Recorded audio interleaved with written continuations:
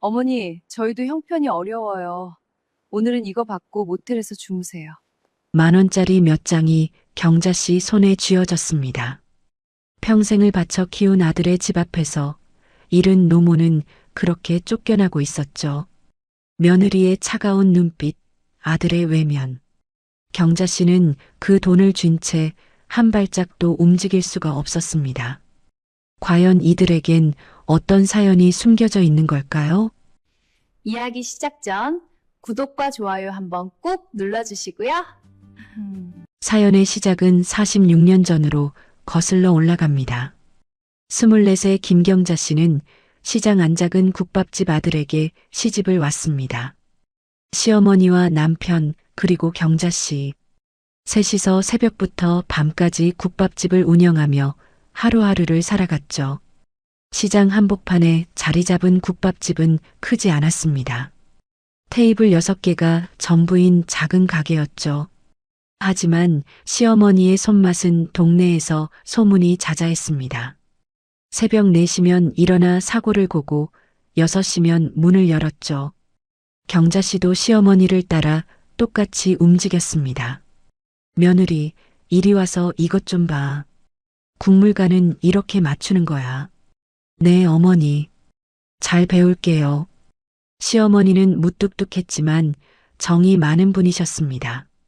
며느리에게 구박은커녕 하나라도 더 가르쳐 주려고 애쓰셨죠. 경자 씨는 그런 시어머니가 친정 엄마처럼 편했습니다. 남편도 성실한 사람이었고 넉넉하진 않아도 먹고 살만했습니다. 이듬해 경자 씨는 처사이를 낳았습니다. 예쁜 딸이었죠. 이름은 수키. 시어머니는 손녀를 받아 안고 눈물을 글썽이셨습니다. 이렇게 예쁜 걸 어떡하니? 우리 수키, 할머니가 잘 키워줄게. 그 말대로였습니다. 경자 씨가 국밥집 일로 바쁠 때면 시어머니가 수키를 업고 다니셨죠. 수키도 할머니만 따랐습니다. 엄마보다 할머니 품이 더 편한 아이였죠. 시간이 흘러 수키가 5살이 되던 해 둘째가 태어났습니다. 아들이었죠. 이름은 민국. 시어머니는 손자를 보고 또 한 번 눈물을 흘리셨습니다. 이제 대가 끊길 걱정은 없겠구나. 그리고 3년 뒤 막내 아들 민철이까지 태어났습니다. 경자 씨네 가족은 어느새 6식구가 되었죠. 할머니, 경자 씨 부부, 그리고 세 아이들. 국밥집 뒷방은 비좁았지만 다 같이 부대끼며 살았습니다. 배를 굽는 날은 없었죠. 첫째 수키는 어릴 때부터 야무진 아이였습니다. 8살 때부터 동생들 기저귀를 갈았고 분유도 직접 타서 먹였죠. 경자 씨가 국밥집에서 일할 때면 늘 동생들 곁을 지켰습니다. 엄마, 민철이 응가했어. 내가 갈아놨어. 우리 수키 착하기도 하지. 고마워, 딸. 할머니는 그런 손녀가 예뻐 죽겠다며 늘 머리를 쓰다듬어 주셨습니다. 틈만 나면 수키를 무릎에 앉혀놓고 이야기를 들려주셨죠. 우리 수키는 커서 뭐가 될래? 할머니, 나 공부 잘해서 선생님 될 거야. 그래, 그래. 우리 수키는 꼭 공부 열심히 해서 훌륭한 사람이 돼야 해. 알겠지? 응. 할머니랑 약속. 수키는 할머니 새끼손가락에 자신의 새끼손가락을 걸었습니다. 그게 얼마나 무거운 약속인지 그때는 몰랐죠. 그런데 행복은 오래가지 않았습니다. 수키가 10살이 되던 해 아버지가 갑자기 쓰러졌습니다. 새벽부터 밤까지 쉬지 않고 일한 게 화근이었죠. 병원에 실려갔지만 이미 늦은 뒤였습니다. 경자 씨는 35의 나이에 남편을 먼저 보내야 했습니다. 장례를 치르는 내내 경자 씨는 펑펑 울었습니다. 5살 민국이와 2살 민철이는 아빠가 돌아가셨다는 걸 이해하지 못했죠. 그저 엄마가 우니까 따라 울 뿐이었습니다. 하지만 10살 수키는 달랐습니다. 아이는 울지 않았습니다. 이를 악물고 엄마 옆에 서서 어린 동생들을 달래고 있었죠. 엄마, 울지 마. 내가 도울게. 내가 엄마 도울게. 10살짜리 아이의 입에서 나온 말이었습니다. 경자 씨는 그 말에 가슴이 무너져 내렸습니다. 이렇게 어린 것이 벌써 짐을 지려 하다니. 미안함과 고마움이 한꺼번에 밀려왔죠. 그날 이후 수키는 정말로 엄마를 도왔습니다. 학교 끝나면 바로 국밥집으로 달려와 그릇을 날랐고 테이블을 닦았죠. 10살짜리 손에는 무거운 대야도 억척스럽게 들어 올렸습니다.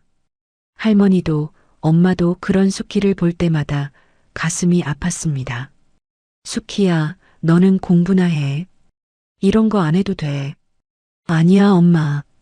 나 괜찮아. 아빠 없으면 내가 해야지. 그 말이 빈말이 아니었습니다. 수키는 식당 일을 도우면서도 반에서 1등을 놓치지 않았죠. 선생님들도 혀를 내둘렀습니다. 집안 형편이 그런데도 어쩜 저렇게 공부를 잘하냐고. 할머니는 손녀의 성적표를 볼 때마다 눈시울을 붉히셨습니다. 그러곤 꼭 수키를 안아주며 말씀하셨죠.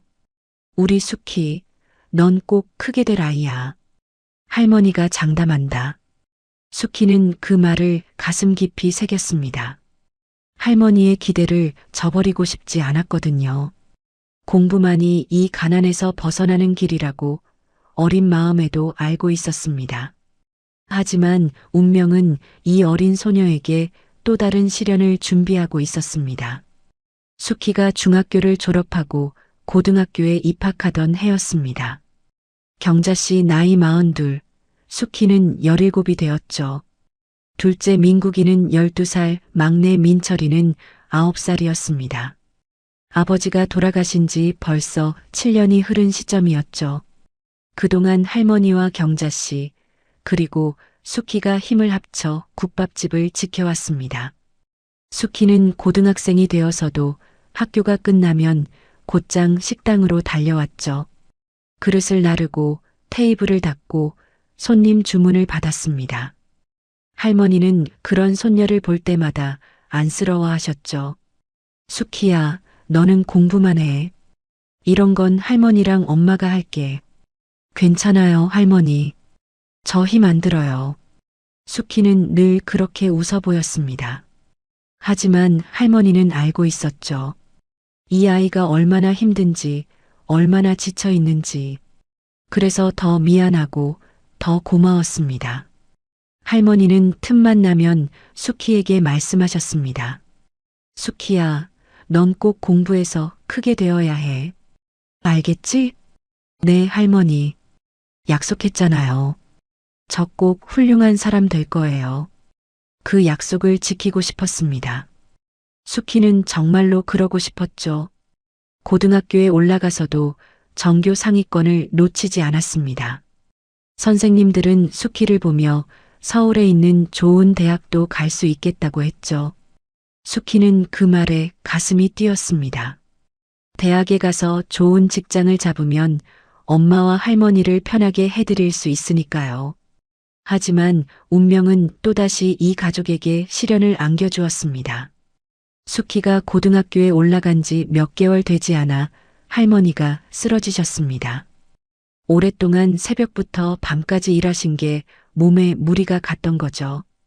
병원에 모시고 갔지만 의사의 표정은 어두웠습니다. 많이 늦으셨습니다. 이제 편하게 쉬시게 해드리는 게. 경자 씨는 그 말에 주저앉아 울었습니다.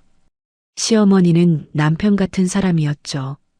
남편이 먼저 가고 홀로 새 아이를 키우는 며느리 곁을 한시도 떠나지 않으셨으니까요. 그런 분이 이제 떠나신다니. 경자 씨는 받아들일 수가 없었습니다. 수키도 병원 복도에서 한참을 울었습니다. 할머니 품에서 자랐고 할머니 등에 업혀 컸으니까요. 엄마보다 할머니와 더 많은 시간을 보낸 아이였죠. 병상에 누운 할머니는 수키의 손을 꼭 잡으셨습니다. 수키야, 할머니 말씀하지 마세요. 힘드시잖아요. 아니야, 할머니가 할 말이 있어. 할머니는 힘겹게 입을 여셨습니다. 수키야, 할머니 약속 잊지 마. 넌 꼭 공부해서 훌륭한 사람이 돼야 해. 할머니, 약속해줘. 할머니 소원이야. 수키는 할머니 손을 꼭 잡았습니다. 눈물이 뺨을 타고 흘러내렸죠. 네, 할머니. 약속할게요. 꼭 그렇게 할게요. 할머니는 그제야 미소를 지으셨습니다. 그리고 며칠 뒤 할머니는 조용히 눈을 감으셨습니다. 장례를 치르는 내내 수키는 울음을 참았습니다. 12살 민국이와 9살 민철이를 챙겨야 했으니까요. 어린 동생들은 할머니가 하늘나라로 갔다는 말을 이해하지 못했죠. 수키가 동생들 손을 잡고 울음을 달랬습니다. 문제는 할머니가 돌아가신 뒤에 생겼습니다. 국밥집을 엄마 혼자서 감당할 수가 없었던 거죠. 새벽에 사고를 고고 손님을 받고 설거지를 하고 정리를 하고 두 사람이 해도 빠듯한 일이었는데 혼자서는 불가능했습니다. 엄마, 사람을 써야 하지 않을까요? 수키야, 사람 쓸 돈이 어딨니? 형편이 그렇게 안 돼.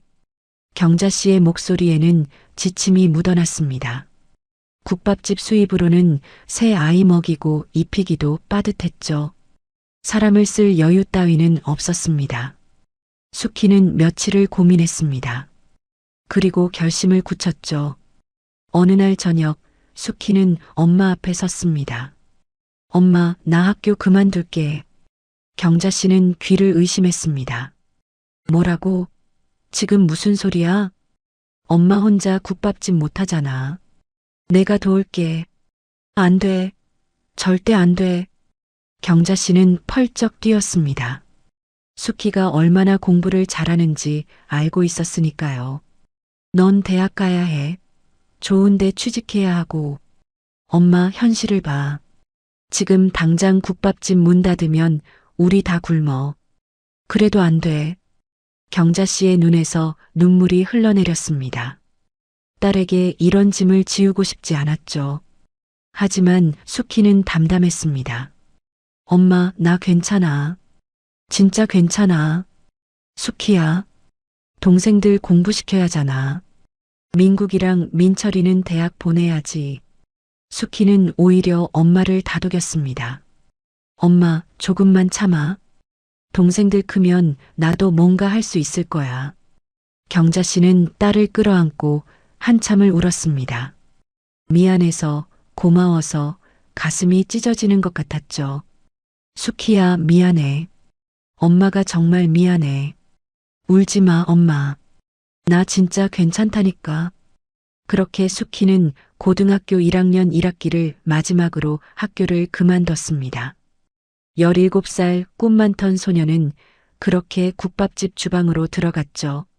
새벽 4시에 일어나 사고를 고고 밤 10시까지 손님을 받았습니다.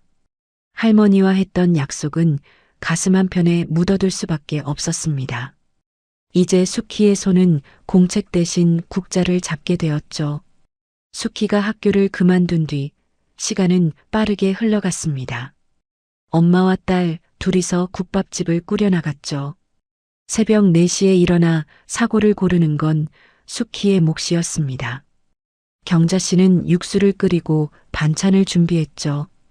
6시에 문을 열면 손님들이 하나둘 들어왔습니다.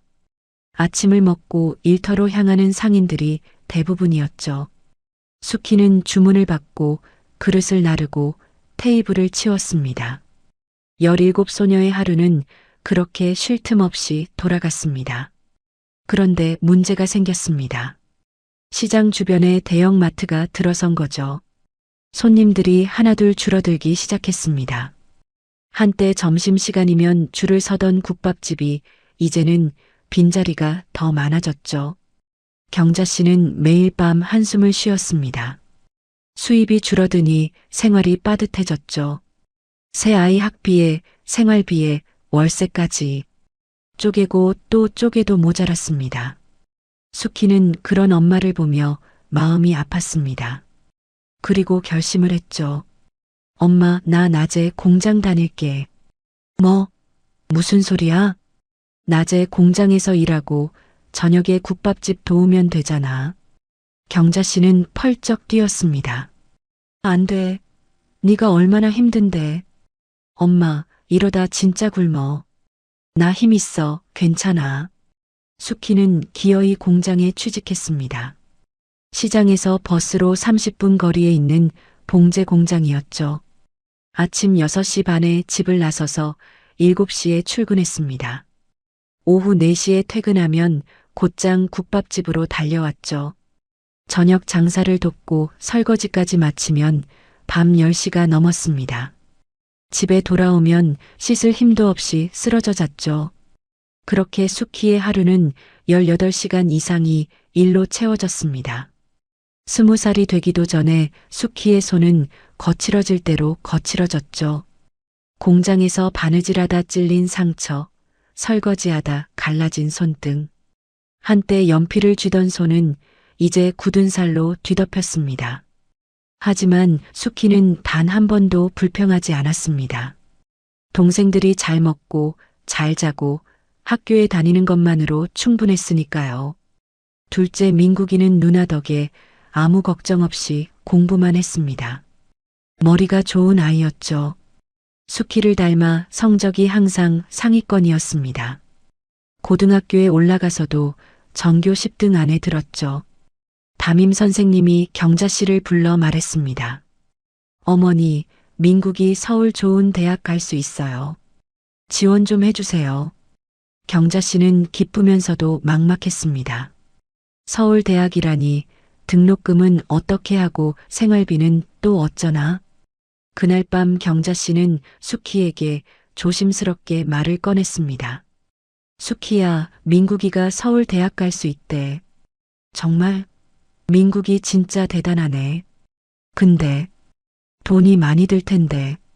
수키는 엄마의 말끝을 알아챘습니다. 엄마, 걱정 마. 내가 더 벌면 되지. 수키야, 민국이 공부 잘하잖아. 대학 보내야지. 수키는 당연하다는 듯 말했습니다. 자신은 이미 학교를 포기했지만 동생만큼은 다르게 살길 바랐으니까요. 그 후로 수키는 더 악착같이 일했습니다. 공장에서 야근이 있으면 마다하지 않았죠. 새벽에 국밥집 준비를 도운 뒤 공장에 출근하는 날도 있었습니다.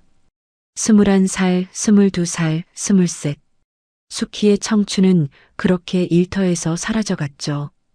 같은 나이 또래들이 대학에서 캠퍼스 생활을 즐길 때 수키는 손에 기름때를 묻히고 있었습니다. 경자 씨는 그런 딸이 항상 미안했습니다. 수키야, 엄마가 미안해. 네 인생을 이렇게 만들어서. 엄마, 그런 말 하지 마. 나 불행 안 해. 근데 동생들 잘 크는 거 보면 나 행복해. 진짜야. 수키는 웃어 보였지만 경자 씨는 알았습니다. 딸이 얼마나 많은 걸 포기하고 있는지. 그리고 드디어 민국이가 대학에 합격하는 날이 왔습니다.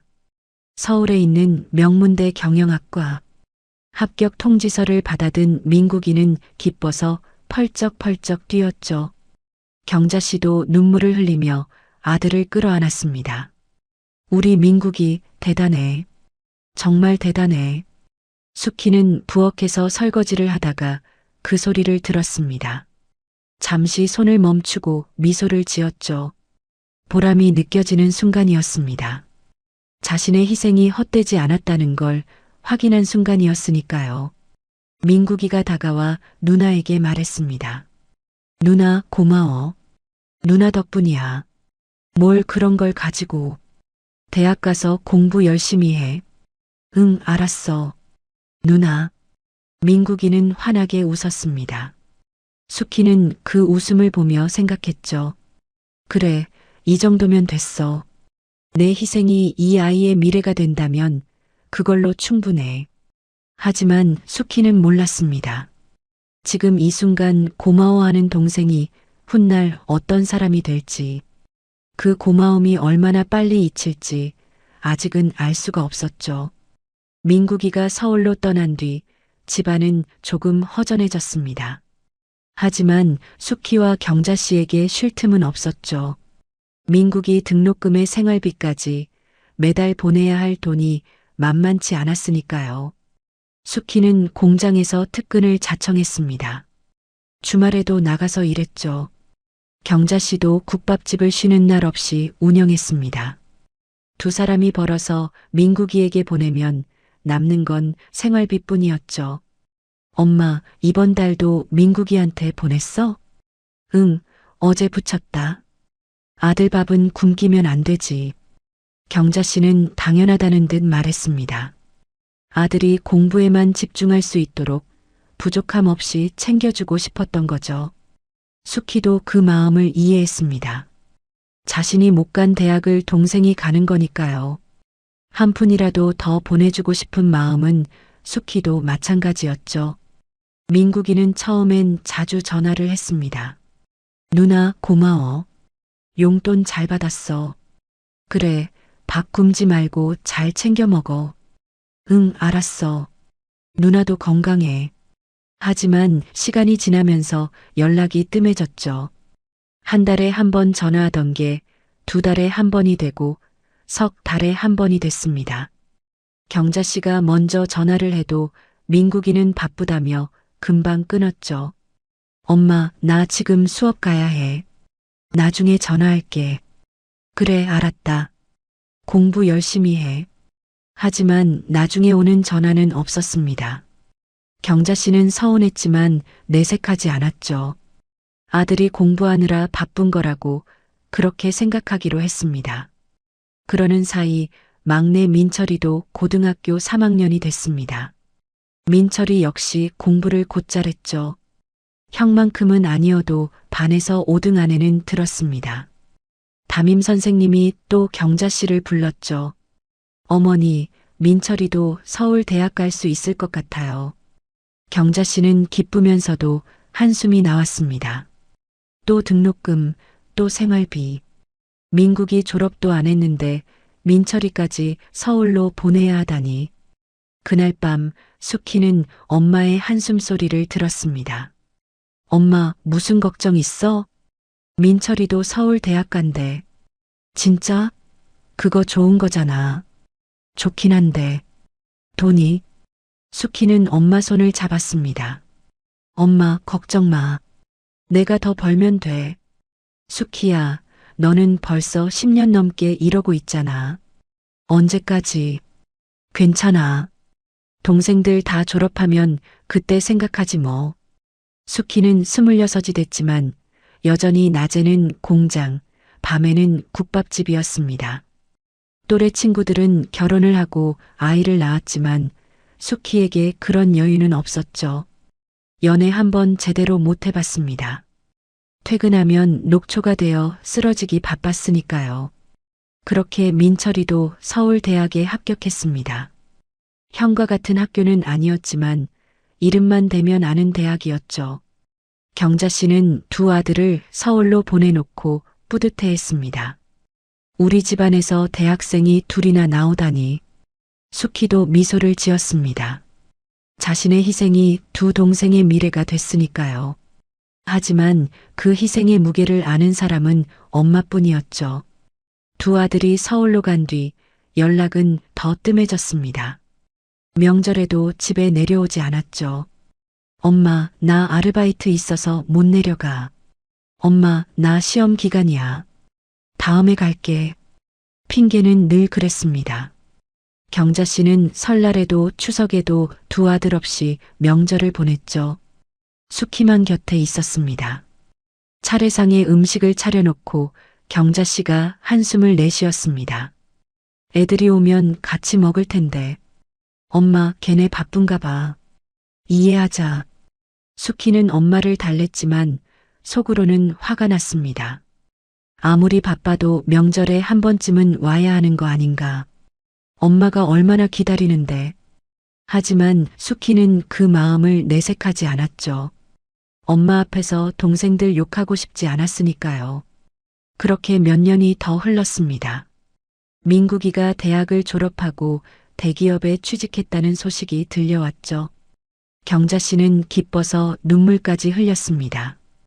우리 민국이가 대기업에? 정말이야? 전화기 너머로 민국이 목소리가 들렸습니다. 응, 엄마. 다음 달부터 출근해. 아이고, 장하다. 내 아들. 수고했어. 응. 근데 엄마, 나 바빠서 끊을게. 통화는 1분도 채 되지 않아 끝났습니다. 경자 씨는 그래도 좋았죠. 아들이 성공했으니까, 이제 고생 끝이라고 생각했으니까요. 하지만 달라지는 건 없었습니다. 민국이는 취직하고 나서도 집에 오지 않았죠. 돈을 보내주지도 않았습니다. 오히려 바쁘다는 핑계로 연락을 더 끊었죠. 민구가 엄마가 보고 싶은데 언제 올 거야? 엄마, 나 진짜 바빠. 신입이 얼마나 힘든지 알아? 그래, 그래. 알았다. 힘내라.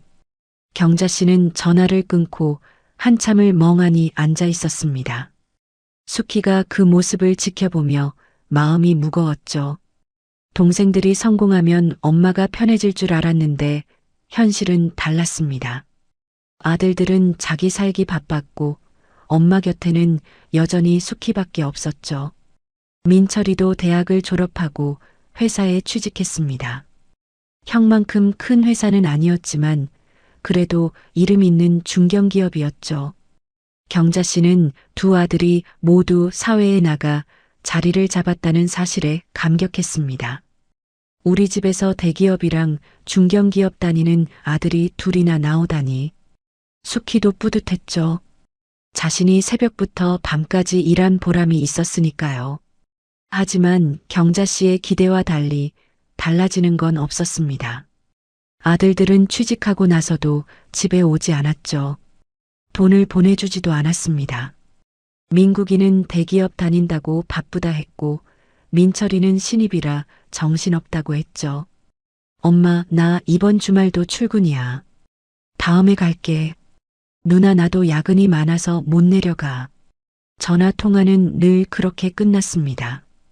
경자 씨는 아들들이 바쁜 거라고 나중에 한가해지면 오겠지 하고 생각했죠. 하지만 수키는 알고 있었습니다.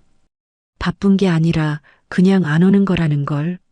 마음만 있으면 명절 하루쯤은 내려올 수 있으니까요. 그렇게 세월이 흘러 수키도 30이 됐습니다. 공장에서 함께 일하는 남자가 있었죠. 이름은 박진호, 수키보다 3살 많은 33이었습니다. 과묵하지만 성실한 사람이었죠. 진호는 수키를 오래전부터 지켜봐 왔습니다. 새벽부터 밤까지 일하는 수키가 안쓰러워 보였던 거죠. 어느 날 진호가 수키에게 조심스럽게 말을 꺼냈습니다. 수키 씨, 밥 한번 같이 먹을 수 있을까요? 수키는 당황했죠. 태어나서 이런 제안을 받아본 적이 없었으니까요.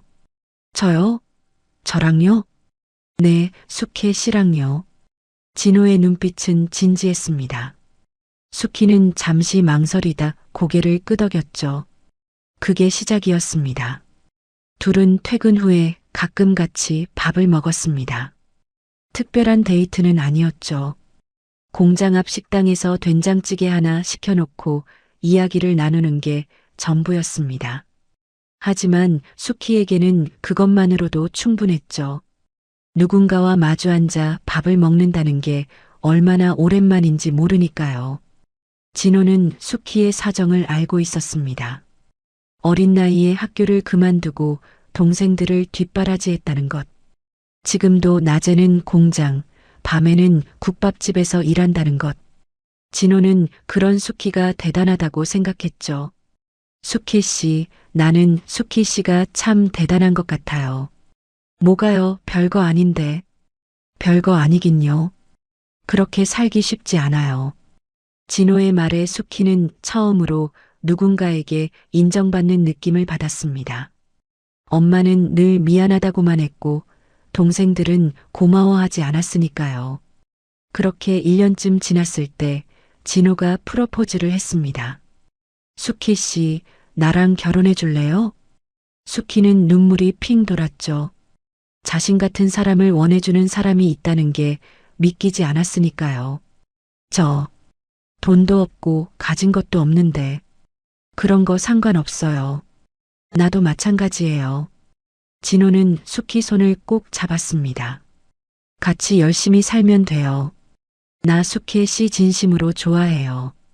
숙희는 그 말에 고개를 끄덕였습니다. 결혼식은 소박하게 치렀죠. 식장 대신 작은 식당에서 양가 가족만 모여 밥을 먹었습니다. 경자 씨는 딸의 결혼이 기쁘면서도 미안했죠. 숙희야, 엄마가 돈이 없어서 변변한 예물도 못 해주고. 엄마 괜찮아. 이 정도면 충분해. 숙희는 웃어 보였습니다. 화려한 결혼식 같은 건 바라지도 않았으니까요. 진호와 함께 할 수 있다는 것만으로 감사했죠. 결혼 소식을 들은 두 동생은 축의금조차 보내지 않았습니다. 민국이는 회사 일로 바쁘다며 참석하지 않았죠. 민철이는 그냥 전화로 축하한다는 말만 했습니다. 누나, 결혼 축하해. 나 요즘 바빠서 못 가. 그래, 알았어. 바쁘면 어쩔 수 없지. 숙희는 담담하게 대답했지만 속으론 씁쓸했죠. 10년 넘게 뒷바라지했는데 결혼식에 얼굴 한번 비추지 않다니. 하지만 숙희는 그 마음을 삼켰습니다. 엄마 앞에서 동생들 탓하고 싶지 않았으니까요. 경자 씨도 속으로는 서운했습니다. 누나가 결혼하는데 동생들이 한 명도 안 오다니.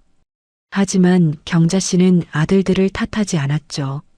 오히려 아들들 걱정만 했습니다.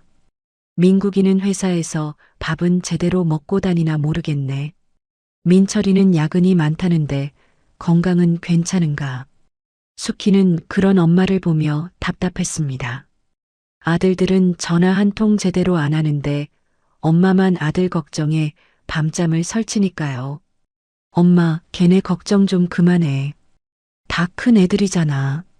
그래도 자식인데 어떻게 안 해?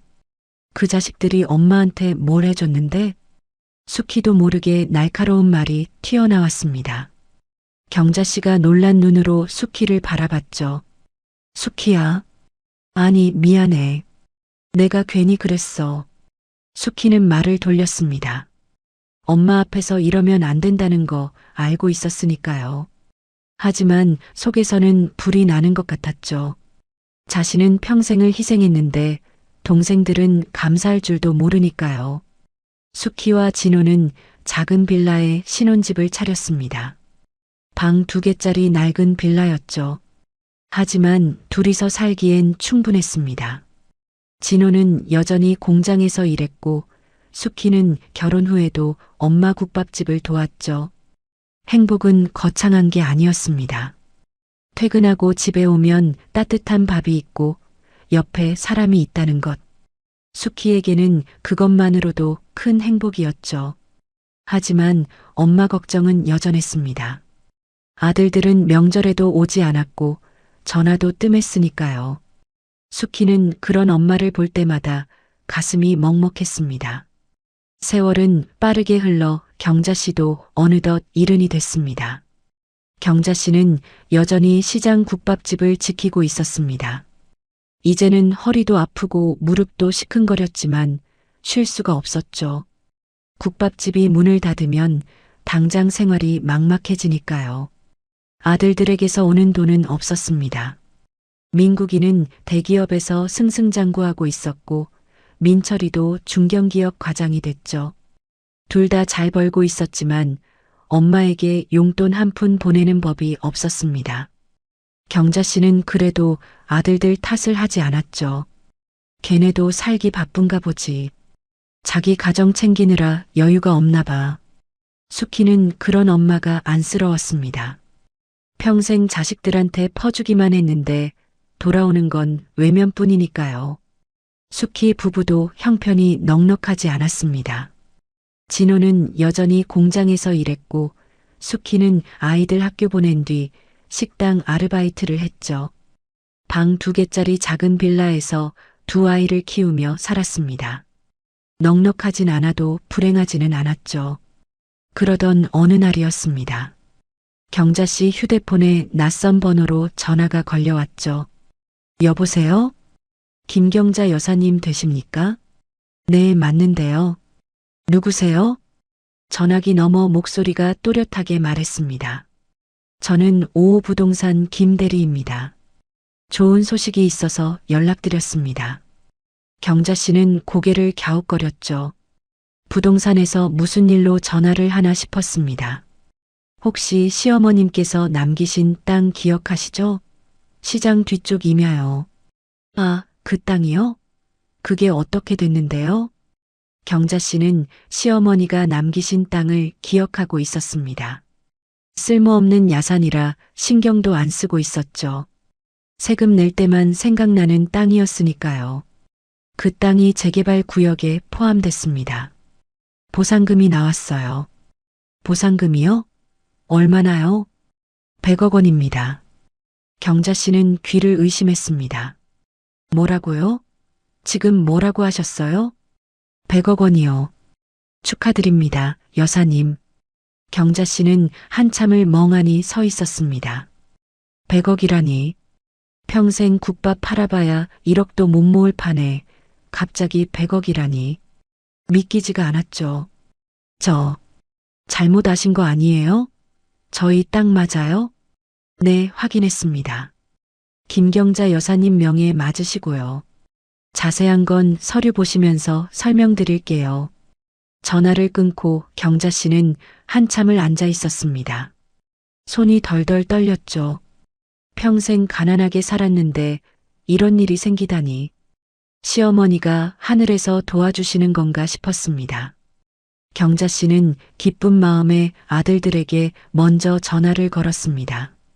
이런 좋은 소식은 아들들한테 제일 먼저 알려야 한다고 생각했죠. 먼저 민국이에게 전화를 했습니다. 민국아, 엄마야. 전화기 너머로 짜증 섞인 목소리가 들렸죠. 엄마, 왜? 나 지금 회의 중이야. 아, 그래. 엄마가 좋은 소식이 있어서. 좋은 소식? 뭔데? 그게 있잖아. 할머니 땅이.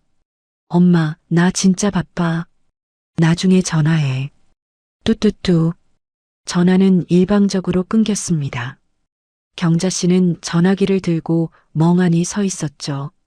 좋은 소식 전하려고 했는데 말도 못 꺼내게 끊어버리다니. 서운함이 밀려왔지만 경자 씨는 애써 이해하려 했습니다. 바쁜가 보다, 중요한 회의였나 보다. 이번엔 민철이에게 전화를 걸었습니다. 민철아, 엄마야. 엄마, 무슨 일이야? 민철이 목소리도 귀찮다는 느낌이 묻어났죠. 엄마가 좋은 소식이 있어서 전화했는데. 엄마, 나 지금 밖이야. 뭔데, 빨리 말해. 그게 할머니 땅이 재개발됐다고. 아, 그래. 나중에 들을게. 끊어. 뚜뚜뚜. 또 일방적으로 끊겼습니다. 경자 씨는 전화기를 내려놓고 한참을 앉아 있었죠. 가슴 한구석이 싸늘해지는 느낌이었습니다. 100억이라는 큰돈 소식을 전하려는데 아들들은 들을 생각조차 안 하다니.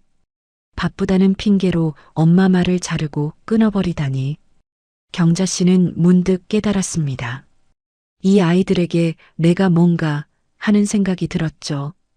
돈이 생겼다고 말해봤자 자기 목 달라고 싸움만 날 것 같았습니다. 평소에 전화 한 통 안 하던 애들이 돈 앞에서 어떻게 변할지 뻔히 보였죠. 경자 씨는 결심했습니다. 이 돈 얘기는 아무에게도 안 하기로. 적어도 아들들에게는. 경자 씨는 창밖을 바라보며 중얼거렸습니다. 어머니, 이 돈 어떻게 하면 좋겠어요? 대답은 없었지만 마음속으로 무언가가 정리되는 느낌이었죠. 그때 또 다른 전화가 걸려왔습니다.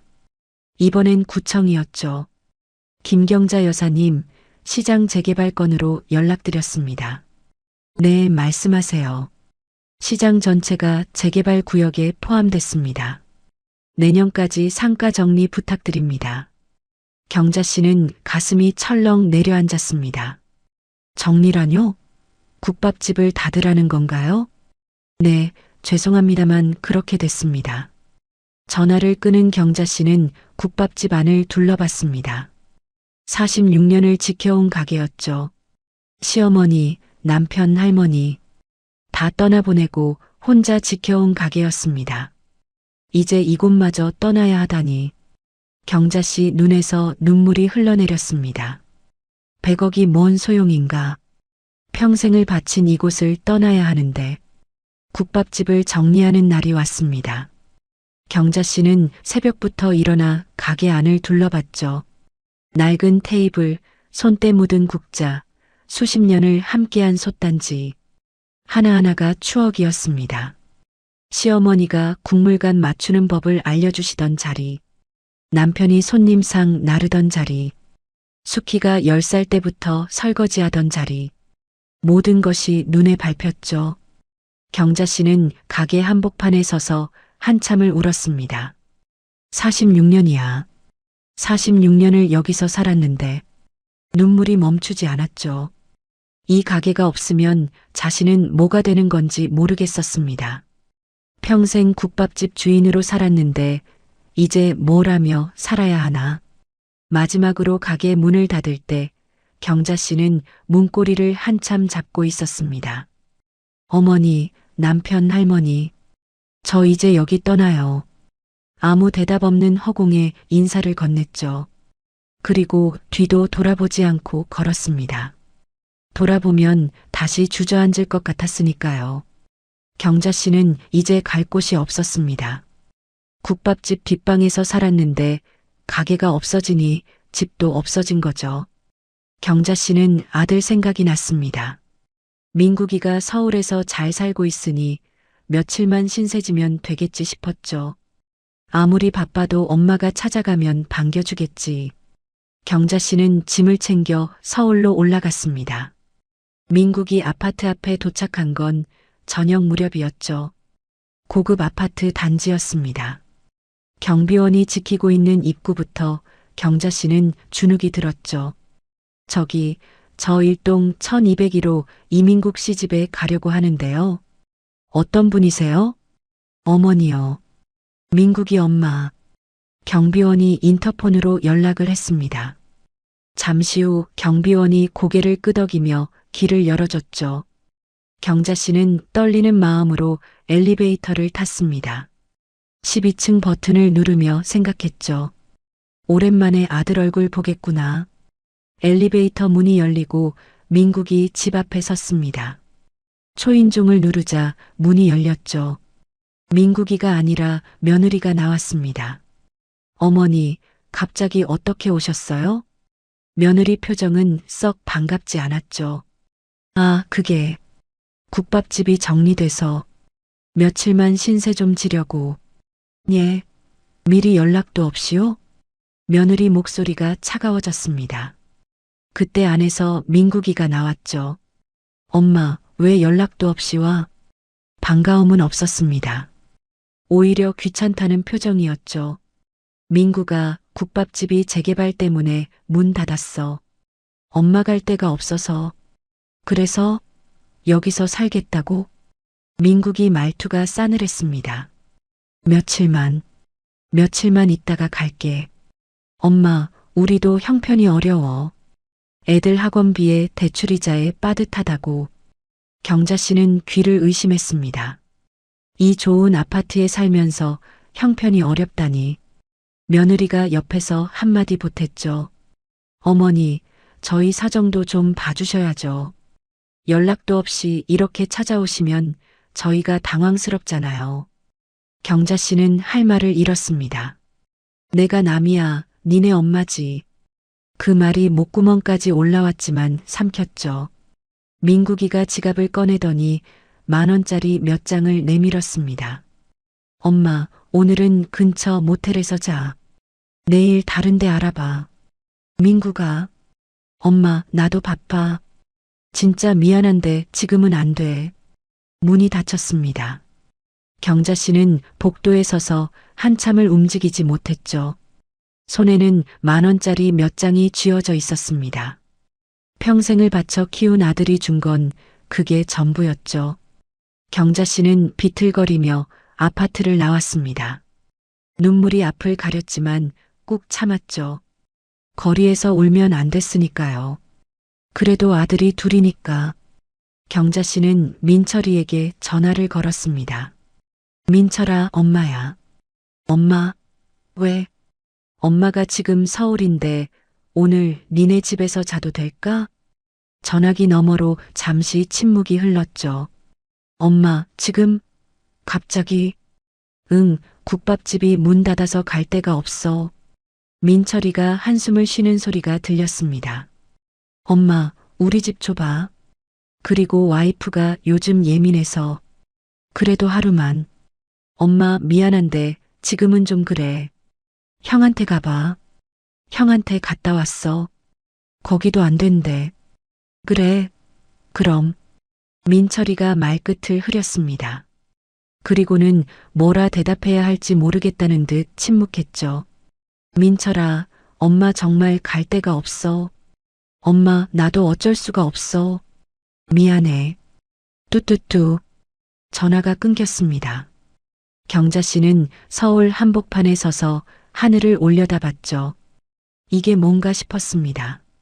두 아들 대학 보내려고 평생을 바쳤는데, 밥 굶어가며 등록금 보내줬는데, 돌아온 건 모텔비 10,000원 몇 장과 전화 끊는 소리였죠. 경자 씨는 공원 벤치에 앉아 한참을 울었습니다. 지나가는 사람들이 쳐다봤지만 신경 쓸 여유가 없었죠. 서러움이 한꺼번에 쏟아져 나왔습니다. 내가 뭘 잘못했길래. 내가 뭘 잘못했어. 하염없이 눈물이 흘렀습니다. 그때 문득 큰딸 생각이 났죠. 숙희. 평생 희생만 시킨 딸. 학교도 못 보내고 일만 시킨 딸. 그 아이한테 또 신세를 지는 건 너무 미안했습니다. 하지만 지금 경자 씨에게 남은 건 그 딸뿐이었죠. 경자 씨는 떨리는 손으로 숙희네 집 주소를 검색했습니다. 경자 씨는 숙희네 집을 찾아가는 버스 안에서 내내 망설였습니다. 아들들한테도 안 된다고 거절당했는데 딸한테까지 짐이 되면 어쩌나. 숙희도 형편이 넉넉하지 않다는 건 알고 있었죠. 공장 다니는 남편에 아이들 키우느라 식당 아르바이트까지 하는 딸. 그런 딸한테 또 손 벌리는 게 너무 미안했습니다. 버스에서 내려 숙희네 빌라 앞에 도착했을 때는 해가 뉘엿뉘엿 지고 있었죠. 낡은 빌라였습니다. 페인트가 벗겨진 외벽, 녹슨 난간. 아들네 아파트와는 비교도 안 되는 곳이었죠.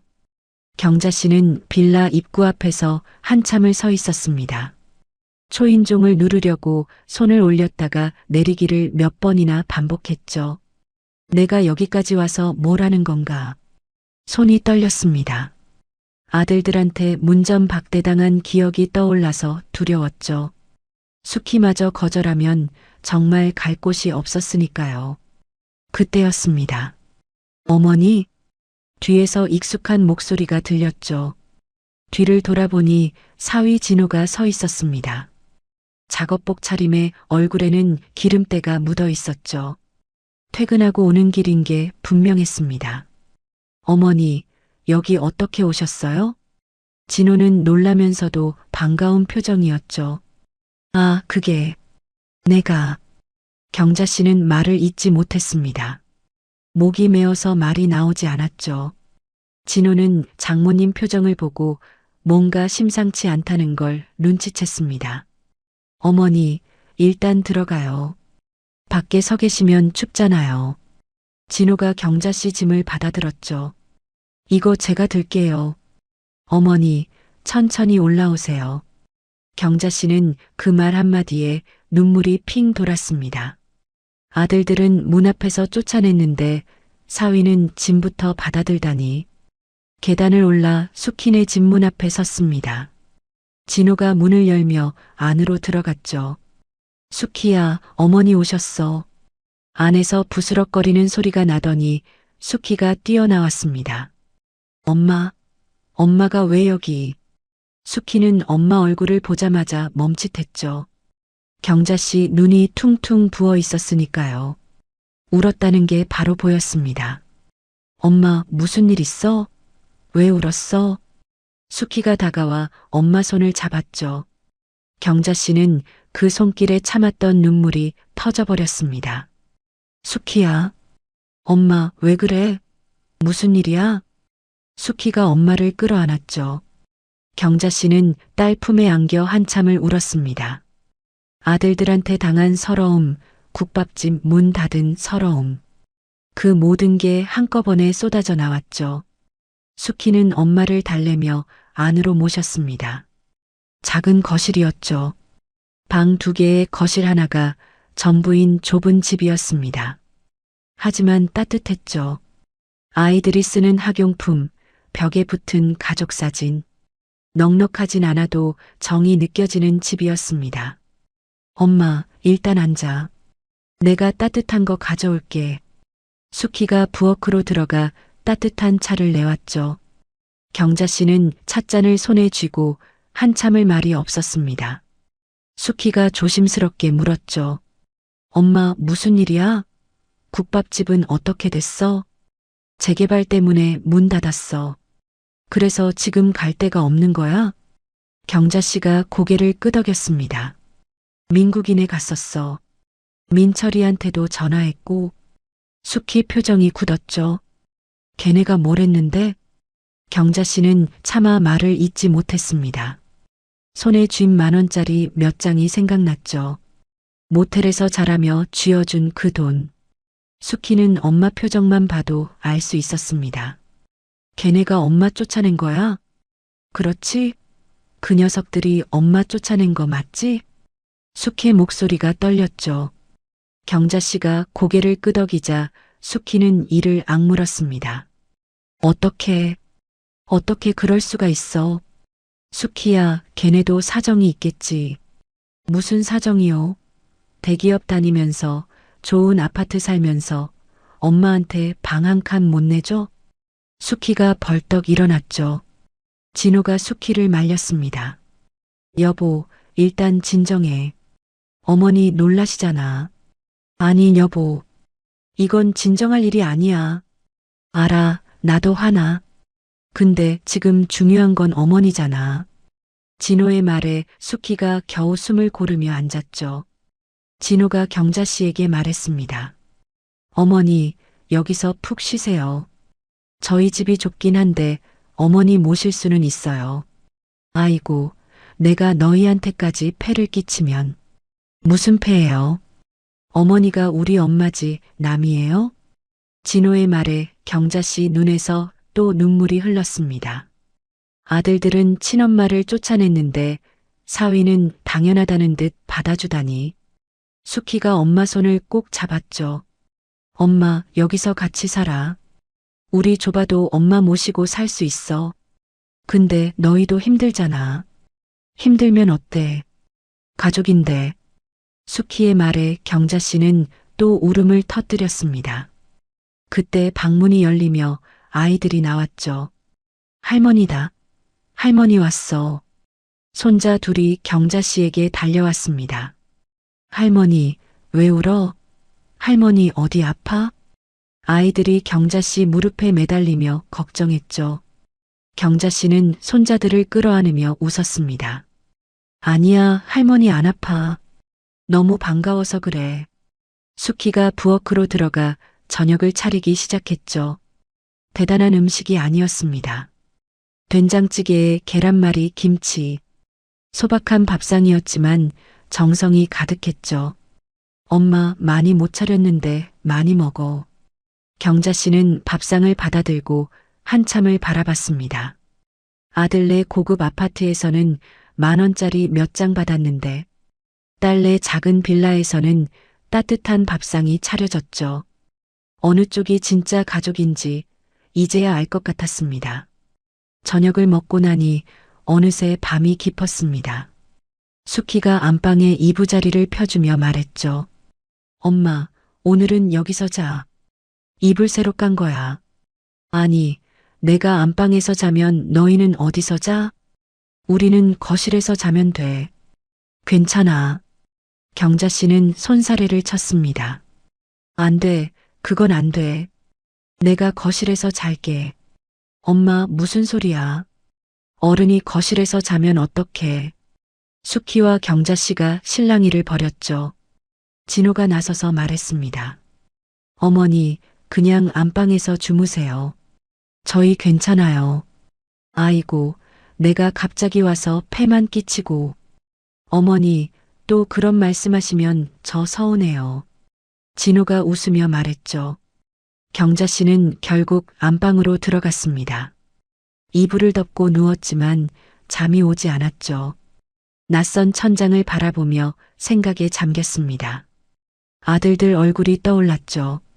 10,000원짜리 몇 장 쥐어주며 모텔에서 자라던 민국이, 전화로 미안하다며 끊어버린 민철이. 가슴이 먹먹해졌습니다. 그때 거실에서 작은 소리가 들려왔죠. 수키와 진호가 나누는 대화였습니다. 경자 씨는 귀를 기울였죠. 여보, 미안해.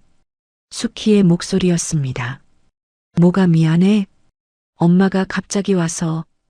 여보 놀랐지? 뭘 놀라? 괜찮아. 근데 우리 집도 좁은데 여보 불편하지 않아?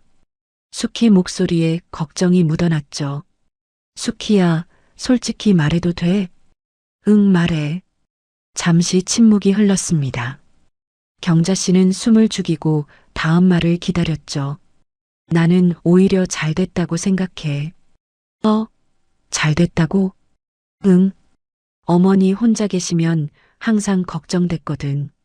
진호의 목소리는 담담했습니다. 어머니 연세가 있으신데 국밥집에서 혼자 일하시잖아. 얼마나 힘드셨겠어. 여보, 이참에 같이 사는 게 나아. 어머니 모시고 살자. 수키가 울먹이는 소리가 들렸죠. 여보, 고마워. 근데 우리도 형편이 넉넉하지 않잖아. 넉넉하지 않아도 돼. 밥 한 공기 더 푸면 되지 뭐. 근데 여보는 힘든 일 하잖아. 편하게 자야 하는데 거실에서 자면. 수키야, 그런 거 신경 쓰지 마. 진호가 단호하게 말했죠. 장모님이 남이야? 내 엄마지. 걱정하지 마, 알았지? 여보, 수키가 그 고생한 거 나도 다 알아. 수키가 학교도 못 가고 동생들 뒷바라지한 거 내가 모를 줄 알아? 진호 목소리가 진지해졌습니다. 그 못난 동생들은 엄마 쫓아내고 수키만 고생했잖아. 이제 우리가 어머니 모셔야지. 수키가 훌쩍이는 소리가 들렸죠. 여보, 정말 고마워. 고맙긴. 당연한 건데 뭘. 경자 씨는 이불을 꽉 움켜쥐었습니다. 눈물이 볼을 타고 흘러내렸죠. 아들들은 친엄마를 쫓아냈습니다. 10,000원 몇 장 던지며 모텔에서 자라고 했죠. 그런데 사위는 당연하다며 장모를 받아들이고 있었습니다. 좁은 집에서 거실에서 자면서도 불평 한마디 없이. 경자 씨는 소리 없이 울었습니다. 서럽기도 하고 고맙기도 하고 미안하기도 했죠.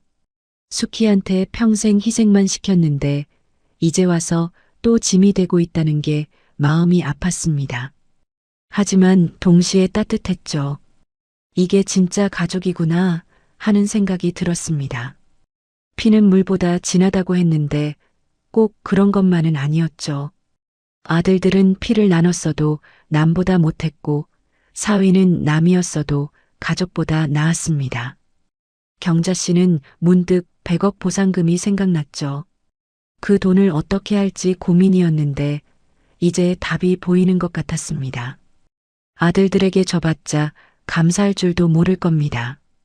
더 달라고 싸우기만 하겠죠. 하지만 수키는 달랐습니다. 평생을 희생했고 지금도 엄마를 위해 살고 있었죠. 경자 씨는 마음을 굳혔습니다. 이 돈은 수키한테 줘야겠다. 평생 고생한 딸, 엄마 대신 동생들 키운 딸. 이제는 내가 뭔가 해줄 차례라고 생각했죠. 경자 씨는 눈물을 닦으며 중얼거렸습니다. 수키야, 엄마가 너한테 빚진 게 많아. 이제 갚을게. 창밖으로 달빛이 비쳐 들어왔습니다. 하늘에서 시어머니와 남편이 내려다보고 있는 것 같았죠. 경자 씨는 마음속으로 인사를 건넸습니다. 어머니, 여보, 내가 잘할게요. 지켜봐 주세요. 그리고 천천히 눈을 감았습니다. 오랜만에 마음이 편안해지는 밤이었죠. 며칠이 흘렀습니다. 경자 씨는 숙희네 집에서 지내며 마음의 안정을 찾아갔죠. 손자들과 놀아주고 숙희 대신 저녁을 차려놓기도 했습니다. 오랜만에 가족과 함께하는 시간이 행복했죠. 하지만 경자 씨 마음 한편에는 계획이 있었습니다. 그날 아침 경자 씨는 평소보다 일찍 일어났습니다. 숙희 부부는 아직 자고 있었고 손자들도 코를 골며 자고 있었죠. 경자 씨는 조용히 짐을 챙겼습니다. 그리고 식탁 위에 봉투 하나와 편지 한 장을 올려놓았죠. 봉투 안에는 건물 등기 권리증이 들어 있었습니다. 100억 보상금으로 산 건물이었죠. 서울 시내에 있는 5층짜리 상가 건물. 월세 수입만으로도 평생 먹고 살 수 있는 건물이었습니다. 그리고 통장도 함께 넣었죠. 건물을 사고 남은 돈이 들어있는 통장이었습니다. 경자 씨는 잠든 숙희 얼굴을 한참 바라봤습니다. 눈가에 주름이 자글자글했죠. 45이면 아직 젊은 나이인데 고생을 많이 해서 늙어 보였습니다. 경자 씨 가슴이 먹먹해졌죠. 숙희야, 엄마가 미안해. 그리고 고마워. 경자 씨는 소리 없이 중얼거렸습니다. 그리고 조용히 현관문을 열고 나갔죠. 1시간쯤 지났을까? 숙희가 눈을 떴습니다. 부엌에서 인기척이 느껴지지 않아 이상하다고 생각했죠. 평소 같으면 엄마가 먼저 일어나 부엌에서 뭔가를 하고 계셨으니까요. 엄마, 대답이 없었죠. 안방을 열어봤습니다. 이불은 깔끔하게 개어져 있었고 엄마 짐이 보이지 않았죠. 숙희의 심장이 덜컥 내려앉았습니다. 엄마 어디 있어? 다급하게 집 안을 둘러봤죠. 화장실, 베란다, 아이들 방. 어디에도 엄마가 없었습니다. 엄마, 숙희가 소리쳤죠. 진호가 놀라서 벌떡 일어났습니다. 왜 그래? 무슨 일이야? 엄마가 없어. 엄마가 안 보여. 숙희의 목소리가 떨렸죠. 그때 진호가 식탁을 가리켰습니다. 숙희야, 저기 봐. 뭔가 있어. 숙희가 식탁으로 달려갔죠. 봉투 하나와 편지가 놓여 있었습니다.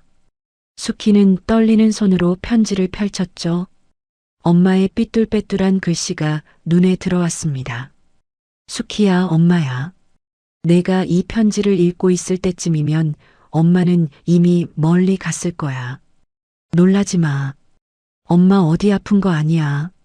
숙희의 눈에 눈물이 고이기 시작했죠. 숙희야, 엄마가 너한테 할 말이 있어. 그동안 정말 미안했어. 넌 어릴 때부터 공부를 잘했는데 엄마가 형편이 안 돼서 학교도 못 보내줬지. 17살에 학교 그만두고 국밥집으로 들어왔을 때 엄마 가슴이 찢어지는 것 같았어. 근데 넌 한 번도 불평 안 했지. 오히려 엄마한테 괜찮다고 걱정 말라고 했잖아. 숙희의 손이 부들부들 떨렸습니다. 글자가 눈물에 번져 잘 보이지 않았죠. 넌 낮에는 공장에서 일하고 밤에는 국밥집에서 일했어. 그렇게 번 돈으로 동생들 대학 보내줬지. 민국이 등록금, 민철이 등록금. 다 내가 벌어서 보낸 거야. 근데 그 녀석들은 고마워할 줄도 모르더라. 너 결혼식에 얼굴도 안 비추고 엄마한테는 모텔비나 던지고. 숙희는 이를 악물었습니다. 눈물이 뺨을 타고 줄줄 흘러내렸죠. 숙희야, 엄마가 너한테 해준 게 없어서 항상 미안했어. 근데 이제 해줄 수 있는 게 생겼어. 봉투 안에 건물 등기권이랑 통장 있어. 할머니가 남기신 땅이 재개발돼서 보상금이 나왔거든. 그 돈으로 건물 샀어. 너 이름으로. 수키는 숨이 멎는 것 같았습니다. 떨리는 손으로 봉투를 열었죠. 건물 등기권리증이 들어 있었습니다. 소유자 이름에 이수키라고 적혀 있었죠. 통장도 꺼내봤습니다. 잔액을 확인한 수키는 그 자리에 주저앉았죠. 이게 뭐야? 상상도 못한 금액이었습니다. 진호가 달려와 수키를 부축했죠. 수키야, 왜 그래? 뭐야 이게? 수키는 말을 잇지 못했습니다. 손에 들린 편지를 진호에게 건넸죠. 진호가 이어서 읽었습니다. 수키야, 이건 엄마가 주는 선물이 아니야. 네가 평생 고생해서 엄마 도와주고 동생들 키운 값이야. 받을 자격이 있는 사람은 너밖에 없어. 동생들한테는 한 푼도 안 줄 거야. 걔네는 자격이 없으니까. 넌 이제 고생하지 마. 남편이랑 애들이랑 행복하게 살아. 엄마는 괜찮아. 걱정 마. 사랑한다, 내 딸. 진호도 눈시울이 붉어졌습니다. 수키는 편지를 가슴에 꼭 안고 엉엉 울었죠. 엄마. 평생 들어보지 못한 말이었습니다. 고맙다는 말, 미안하다는 말, 사랑한다는 말.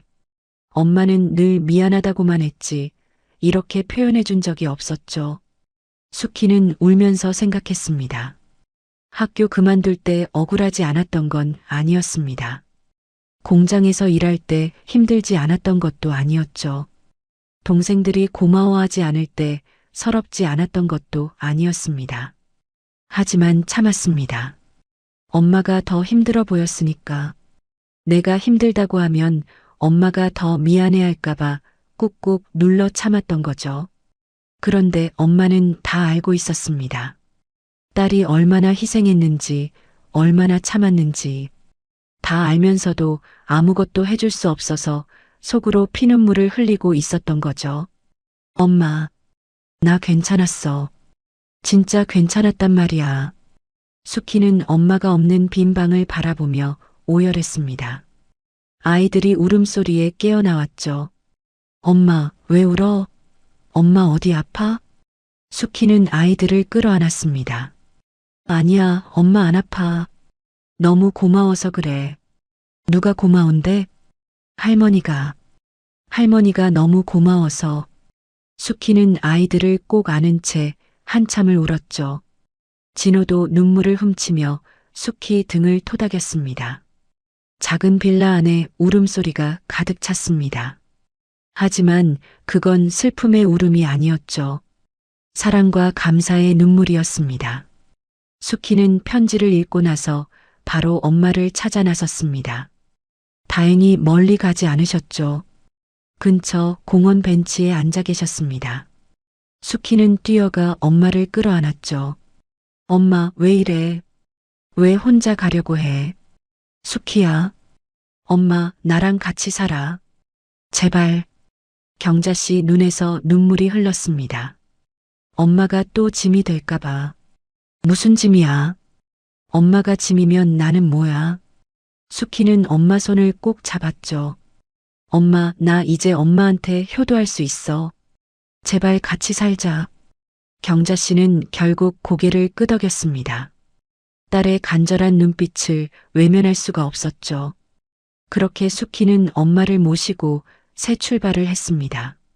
건물 월세 수입으로 넓은 아파트를 얻었죠. 방이 4개나 되는 집이었습니다.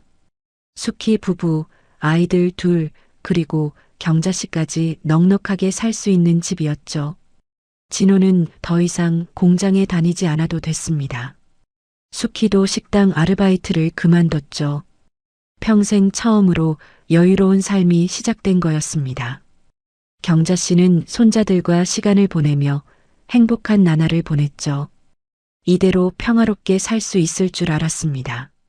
하지만 세상 일이 어디 그렇게 쉽겠습니까?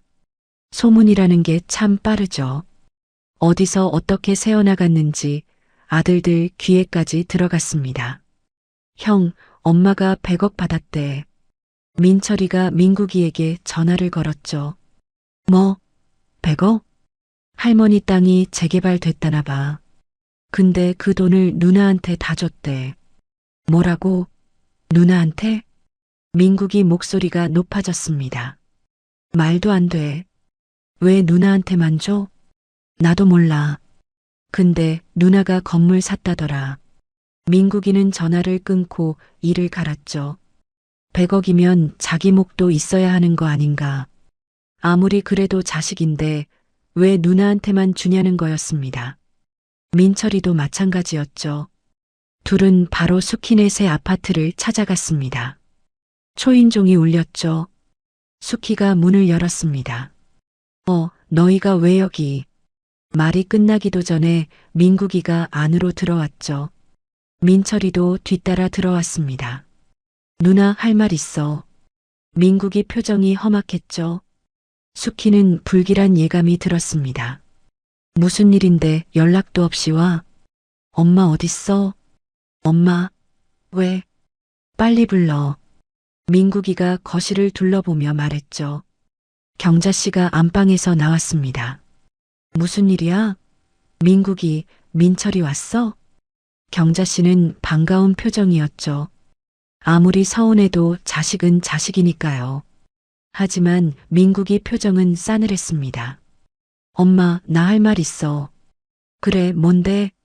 일단 앉아. 안 앉아도 돼. 금방 끝날 얘기야. 민국이가 단도직입적으로 말했죠. 엄마, 할머니 땅 보상금 100억 받은 거 맞아? 경자 씨 표정이 굳었습니다.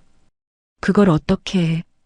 그건 중요한 게 아니고 그 돈 누나한테 다 줬어? 대답해, 엄마. 민철이도 옆에서 거들었죠. 엄마, 우리도 자식이잖아. 왜 누나한테만 줘? 경자 씨는 한숨을 내쉬었습니다. 이렇게 될 줄 알았죠. 그래, 수키한테 줬다. 왜?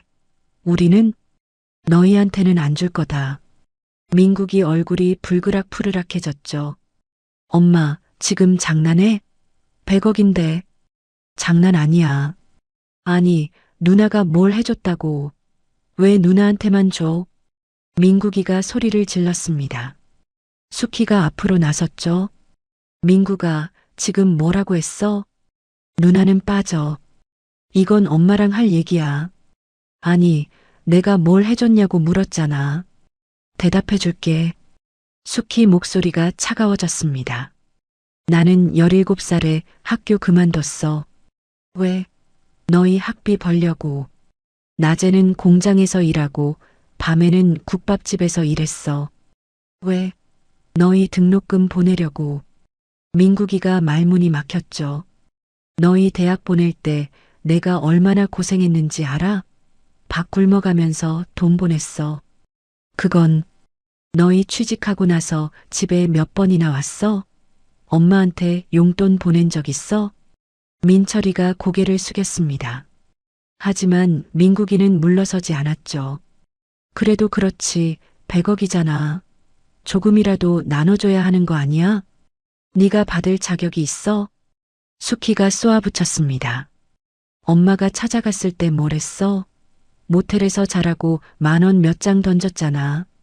그건 그때 사정이. 사정? 대기업 다니면서 좋은 아파트 살면서 무슨 사정? 수키 눈에서 불이 났죠. 엄마 갈 데 없다고 했을 때 네가 뭘 했어? 우리도 형편 어렵다고 했잖아. 민국이가 입술을 깨물었습니다. 민철이도 변명을 시작했죠. 누나, 나도 그때 정말 바빠서 엄마 전화 끄는 거야? 바빠서 찾아가지도 못한 거야? 너희가 엄마한테 해준 게 뭔데? 뭘 해줬다고 돈 달라는 거야? 수키가 소리쳤습니다. 경자 씨가 앞으로 나섰죠. 됐다, 수키야.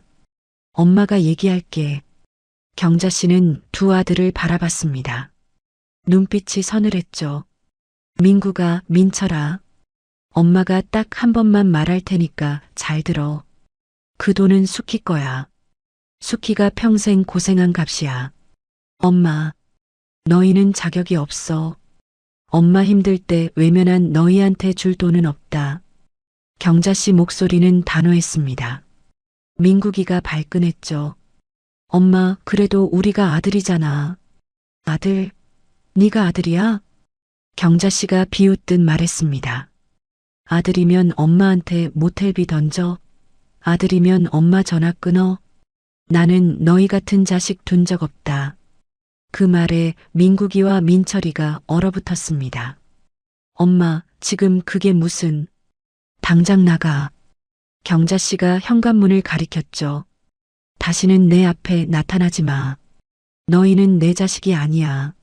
엄마, 나가라고 했어. 경자 씨가 소리쳤습니다. 평생 자식들한테 한 번도 소리 지른 적 없는 경자 씨였죠. 그런 엄마가 이렇게 나오니 민국이도 민철이도 더 이상 버틸 수가 없었습니다. 알았어, 간다. 두고 봐. 민국이가 문을 박차고 나갔죠. 민철이도 형을 따라 나갔습니다. 문이 쾅 닫혔죠. 경자 씨는 그 자리에 주저앉았습니다. 수키가 달려와 엄마를 부축했죠. 엄마, 괜찮아? 수키야. 엄마가 잘한 거 맞지? 경자 씨 눈에서 눈물이 흘러내렸습니다. 아무리 못된 자식이어도 쫓아내는 건 쉬운 일이 아니었죠. 수키가 엄마를 꼭 안아주었습니다. 엄마, 잘했어. 엄마는 잘못한 거 없어. 그래도 내가 낳은 자식인데. 엄마, 이제 그만 생각해.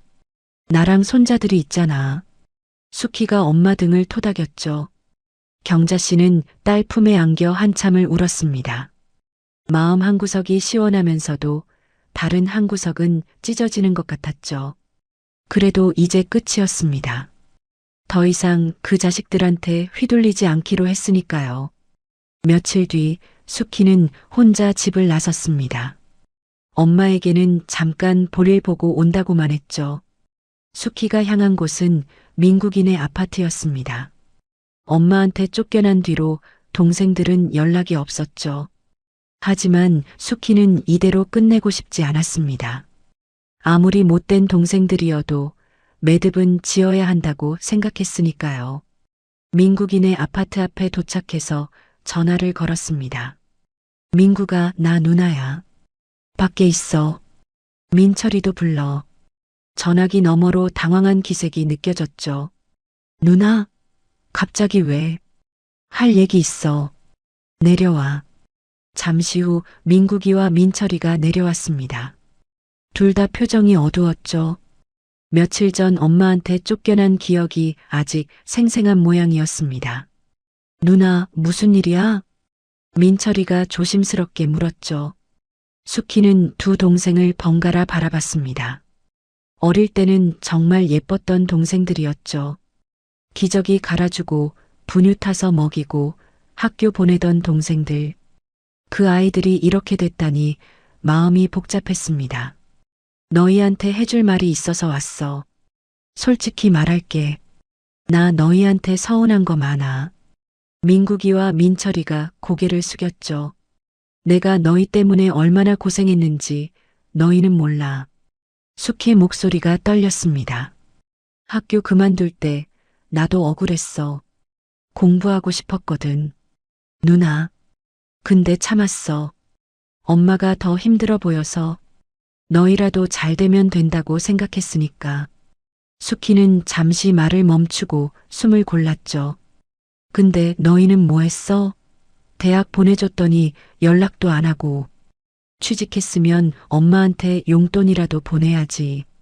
그것도 안 했잖아. 민철이가 고개를 더 숙였습니다. 그래도 나는 참았어. 너희가 바쁜가 보다 나중에 잘하겠지 했으니까. 수키 눈에 눈물이 고였죠. 근데 엄마가 찾아갔을 때 뭐 했어? 모텔에서 자라고 10,000원 던졌잖아. 민국이가 입술을 깨물었습니다. 그때 엄마 심정이 어땠겠어. 평생 바쳐서 키운 자식한테 쫓겨나는 기분이. 누나, 그때는 정말. 변명하지 마. 듣기 싫어. 수키가 손을 들어 말을 막았죠. 나는 너희 용서 안 해. 평생 용서 안 할 거야. 그 말에 민국이와 민철이가 움찔했습니다. 하지만 수키가 가방에서 봉투 2개를 꺼냈죠. 이건 가져가. 이게 뭔데? 돈이야. 각자 1억씩. 민국이와 민철이가 눈을 크게 떴습니다. 누나, 이건 엄마 돈 아니야. 내 돈이야. 내가 주는 거야. 수키가 봉투를 내밀었죠. 왜 우리한테 이걸? 민철이가 어리둥절한 표정으로 물었습니다. 너희가 잘 살든 못 살든 나는 상관없어. 근데 너희 때문에 엄마가 걱정하시는 건 싫거든. 이거 받고 잘 살아. 대신 조건 있어. 수키 눈빛이 차가워졌죠. 다시는 엄마 앞에 나타나지 마. 누나, 엄마한테 연락하지 마. 찾아오지도 마. 없는 자식처럼 살아. 그건 너무 싫으면 안 받아도 돼. 선택해. 수키는 단호했습니다. 민국이와 민철이는 아무 말도 하지 못했죠. 누나의 눈빛이 너무 서늘해서 반박할 수가 없었습니다. 우리가 정말 잘못했어, 누나. 민철이가 먼저 입을 열었죠. 그때 엄마 돌려보내고 나서 나도 후회했어. 근데 이미 돌이킬 수 없을 것 같아서 연락을 못했어. 민국이도 고개를 숙였습니다. 누나, 나도 잘못했어. 내가 인간이 아니었어. 이제 와서 그런 말 해봤자 소용없어. 수키는 쌀쌀하게 대답했죠. 너희가 진심으로 뉘우치든 말든 엄마한테 상처 준 건 사라지지 않아. 누나, 이거 받고 가. 그리고 다신 보지 말자. 수키가 봉투를 동생들 손에 쥐어줬습니다. 민국이와 민철이는 봉투를 받아들고 한참을 서 있었죠. 부끄러움과 후회가 뒤섞인 표정이었습니다. 누나, 미안해. 정말 미안해. 민철이가 고개를 깊이 숙였죠. 민국이도 따라서 고개를 숙였습니다. 우리가 잘못했어. 용서해달라는 말 못하겠어. 자격이 없으니까. 수키는 대답하지 않았습니다. 그냥 돌아서서 걸어갔죠. 뒤에서 동생들이 부르는 소리가 들렸지만 돌아보지 않았습니다. 눈물이 흘러내렸지만 닦지 않았죠.